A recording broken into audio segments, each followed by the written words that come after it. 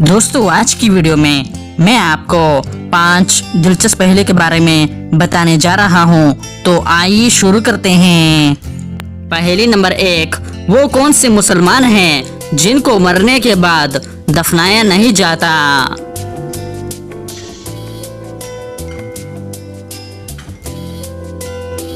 इसका सही जवाब है वो मुसलमान जो समंदर में या बहरी जहाज में मर जाएं और साहिल से दूर हो तो उनको दफनाने की बजाय पानी में डाल दिया जाता है।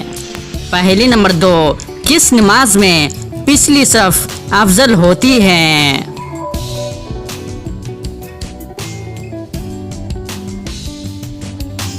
सही जवाब है नमाज जनाजा में। पहेली नंबर 3, वो कौन सा गुनाह कबीरा है जिसकी तौबा नहीं होती?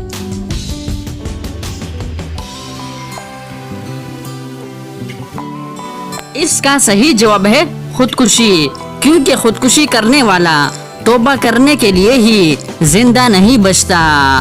पहेली नंबर 4, वो कौन सी चीज है जो पैदा होते ही उड़ने लगती है?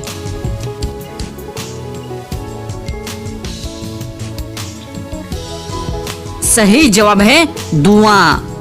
पहेली नंबर 5, सफेद हाथी किस मुल्क में पाए जाते हैं?